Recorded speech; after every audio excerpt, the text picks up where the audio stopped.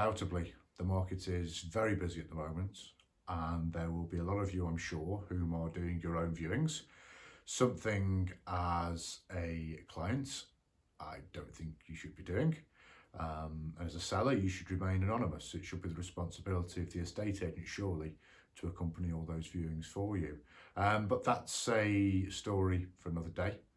This video here is just to give you a few ideas, a few tips, let's say, on how to make those viewings or the preparation of those viewings a little bit easier for you.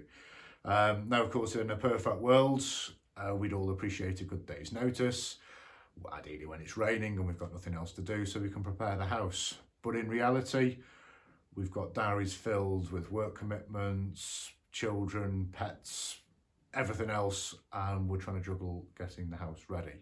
So we're left with only a few minutes sometimes to prepare.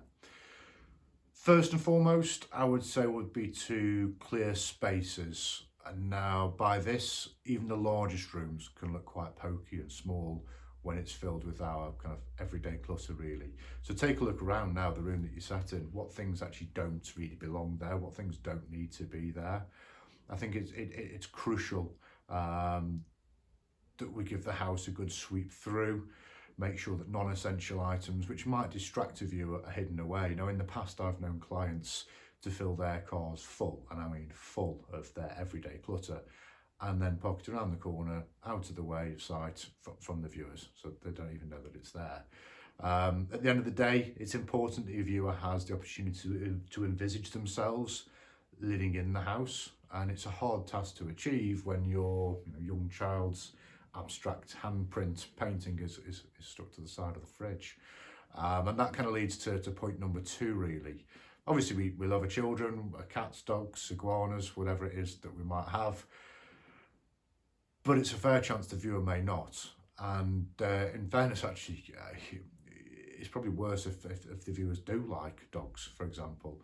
I've had instances where we've called the viewer for feedback the following day, and all they've been able to tell me is how nice the dog is. So I've called them up, what's the house like? Oh, the dog, love the dog. Okay, yeah, what about the house? All you can tell me about is the blooming dog. So yeah, get children, dogs out of the way. At the end of the day, your attention should be focused entirely on answering or preempting what it is that your viewer is going to ask. You don't need the children running in, asking you where the football kit is or the Wi-Fi password or something like that, Next one, senses. So similar to a first date, and I'm not giving any dating advice here, but similar to a first date, you don't want to overdo it with the perfume or the aftershave.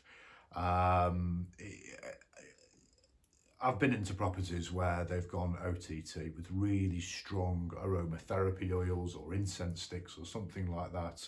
Yeah, falling in love with a home is a sensory experience, but it shouldn't be overloaded. So there's the old adage to bake bread, to brew strong coffee. Personally, I feel that's been done to death. It's a little bit cheesy now, and it may look a bit extreme, as though you are trying to hide unwanted odours, really. Personally, I prefer to pop a tumble dryer sheet, I think is probably what they're called, on top of a radiator, throughout the house, a couple dotted around. That tends to diffuse. It's a nice, clean, fresh fragrance. And another good tip as well, also, before reviewing, is if you get a few drops of fabric conditioner in a spray bottle, obviously mixed with water, and just spray it along your fabric sofas and the curtains even as well. It just gives it a nice, light fragrance without being overpowering. Next one, light is a massive thing. You'll walk into a lot of show home houses, new build show homes, and the lights are on in every which corner. Again, to me, that can look a little bit desperate, a bit excessive, really. No matter what time of the year, light creates a sense of kind of like coziness in your home. So paying attention to neglected spaces such as studies and guest bedrooms is ideal and is key, to be quite honest, as well. So if your kitchen, for example, has got plinth lighting or under unit or under counter lighting, now's the time for that to shine. A good sense of symmetry in the bedroom. So flicking both bedside lamps on, maybe even lighting a candle or two on a dressing table is always a good one as well. As well as making the home feel bright and light by switching on these lights and candles and whatnot, it makes the home, and so it makes the rooms feel larger and also a lot warmer as well. You'll see that every single property that I've sold that has a log burner or open fire will have a photograph of that log burner or open fire somewhere within the brochure. It's nice, it's appealing, it's warming. And so, you know, we want to show that off, but more so in person as well. Ultimately, the comfort of your viewer will dictate the amount of time they spend in the home, and whether they feel your home is a warming or welcoming prospect for them really as well. What you should say or what you should not say at a viewing is also equally important. And if you're having to conduct your own viewings, and this is something that you're a little bit concerned about, just drop me a message and I'll run through the list of things in a little bit more detail. As I say, really it shouldn't be your responsibility to do the viewings. I appreciate there are some times that the agent can't accompany them for whatever reason that might be, and particularly at the moment with the COVID restrictions as well also. But really, I don't see there's been really any main excuse why you have to do them all. You should get out, you should remain anonymous, take the children, take the dogs, get out, let the client do what the let the agent do what the agent is supposed to do. And that's really to sell your home. That's what you pay them for. And you know, let them play to the strengths. Somebody walks into one of my properties, I'm not going to give them the hard sell. They'll know the moment they walk in whether it feels right or not. It's almost my responsibility to hold their hand throughout the process, and that will start with the viewing. And they're going to talk a lot more freely. You've got Mr. and Mrs. viewing a house. They will undoubtedly look at things completely differently, and they need to talk about those whilst they're actually in the property. Otherwise, if they don't, and they won't if you're doing the viewing because they don't want to offend you, the first time they'll get a chance to talk about it is probably not when they're in the car going home, it's when they get home.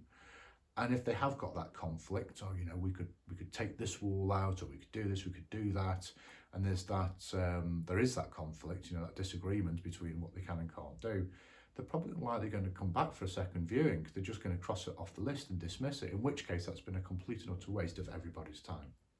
So you've got one chance to kind of get them on the hook, really get them interested. I want them to ask all the questions they'd like to ask. I want them to sit down and take the time to kind of absorb the atmosphere within the property. You know, the chances are that someone buying a house isn't buying it because they want an extra bedroom. It's a lifestyle choice. It's a big purchase for them, and it's got to feel right. So they don't want to feel rushed. They don't want to run around the house doing a viewing. They want to spend as long as it takes there to get it right. And so you remain anonymous. Let us do our job. If you've got any questions, let me know. My contact details are at the bottom just now. Drop me an email or reply in the box below. Okay, thanks very much. Stay safe. I'll speak to you soon. Bye-bye.